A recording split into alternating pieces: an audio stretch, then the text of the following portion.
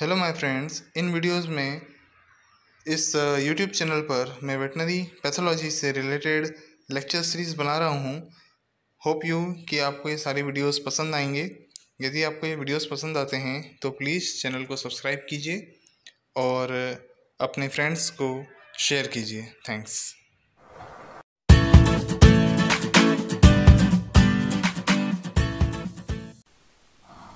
Respiratory system introduction. The respiratory system is prone to injury due to constant exposure to countless microbes, particles, fibers, and toxic gases and vapor present in the air. Vulnerability of system to airborne यानी कि aerogenous injury is mainly due to vast area of contact, that is interface between the respiratory system and the inspired air. The large volume of air passing continuously into the lungs, and third, the high concentration of harmful substances that may be present in the air, such as microbes like viruses, bacteria, fungi, animal products like dander, feather, mites, toxic gases like ammonia, hydrogen sulfide and sulfur dioxide, and chemicals like herbicides, asbestos, nickel and lead. For example, in humans, the surface of the respiratory tract is about 200 square meter, roughly the area of a tennis court, and each day the lungs are exposed to around 10,000 liters of air.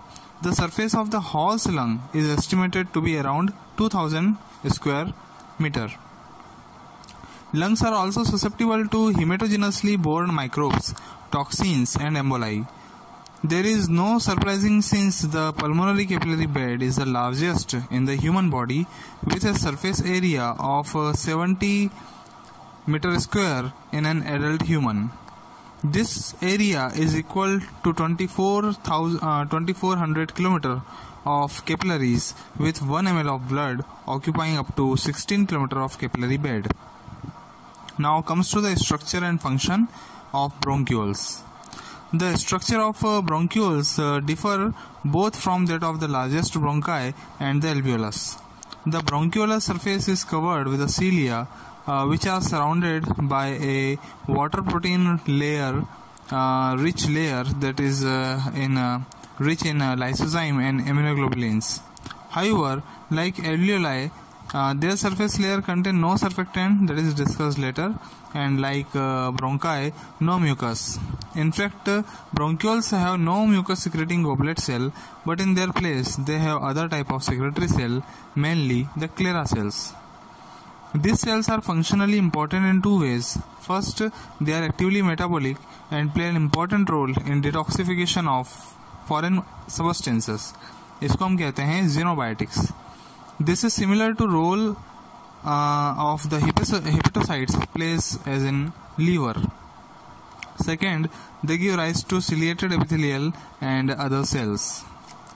The epithelial lining of the bronchioles is extremely susceptible to injury, particularly to that caused by some respiratory viruses, that is the parainfluenza 3, adenoviruses and oxidant gases, that is the nitrogen dioxide, sulfur dioxide and toxic substances like 3-methylindole.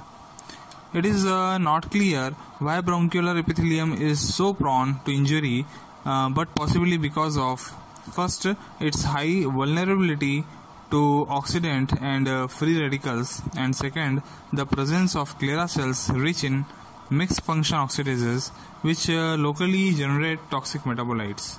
And third, the tendency of alveolar macrophages and leukocytes to accumulate in the region of lungs. If the injury becomes reversible, ciliated cells generate and exfoliate into the lumen, leaves a denuded basement membrane.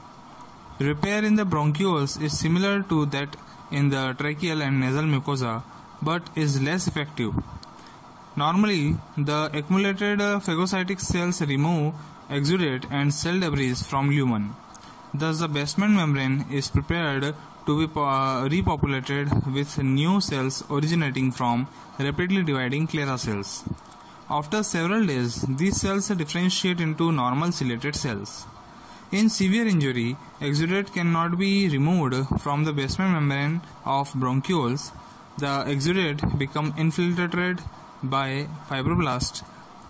These form small masses of fibrovascular tissue they eventually becomes covered by ciliated cells.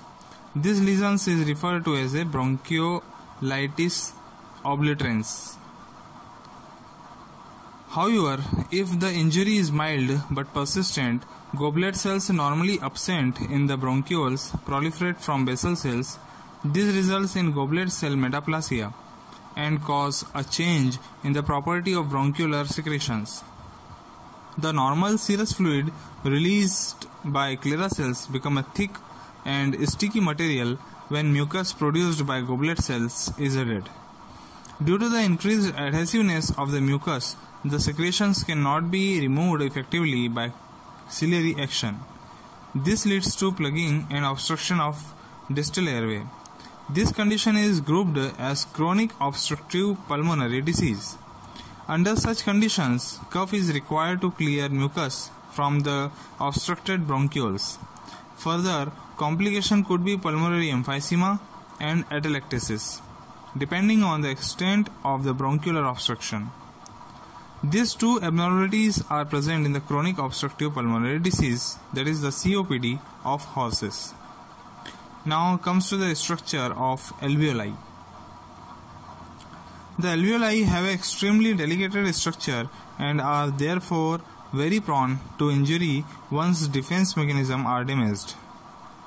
The alveolus has a thin, three-layered wall composed of vascular endothelium, alveolar interstitium, that is the basement membrane, and alveolar epithelium, that is the pneumocytes. These three layers of the cells constitute air-blood barrier. The epithelial side of the alveolus is lined by two types of epithelial cell, that is the type 1st and type 2nd pneumocytes. Type 1st pneumocytes are also known as membranous pneumocytes, covered 95% of alveolar surface. These cells are arranged by a very delicate continuous membrane on the alveolar surface. Type 1st pneumocytes are particularly susceptible to harmful agents. Injury to type 1st pneumocytes cause their swelling and vacuolation. When damage becomes irreversible, type 1st cells detach. This results in denudation of basement membrane and increased alveolar permeability. Alveolar repair is possible as long as the basement membrane remains intact and lesions are not complicated by further injury or infection. Within 3 days, cuboidal type 2nd pneumocytes, that is also known as granular pneumocytes, which are the precursor cell and more resistant to injury, undergo mitosis and provides a large number of new cells. This new cell line, that is the cover the denuded alveolar basement membrane and finally differentiate in type 1st pneumocytes. When alveolar injury is diffuse, proliferation of type 2nd pneumocytes become so striking that the microscopic appearance of alveolus resemble that of a gland or fetal lungs. The lesion has been called as epithelialization or fetalization. In uncomplicated cases, type 2nd pneumocytes finally differentiate into type 1st pneumocytes. This completes the last stage of alveolar repair. Type 1st pneumocytes are one of the three structural components of the air-blood barrier, that is endothelium basement membrane pneumocytes. Therefore, when these epithelial cells are damaged, there is an increase in alveolar permeability and the transient leakage of plasma fluid, protein and fibrin into the alveolar lumen. Under normal circumstances, these fluids and necrotic pneumocytes, that is type 1st pneumocytes, are rapidly cleared from the alveolus by reabsorption and by alveolar macrophages.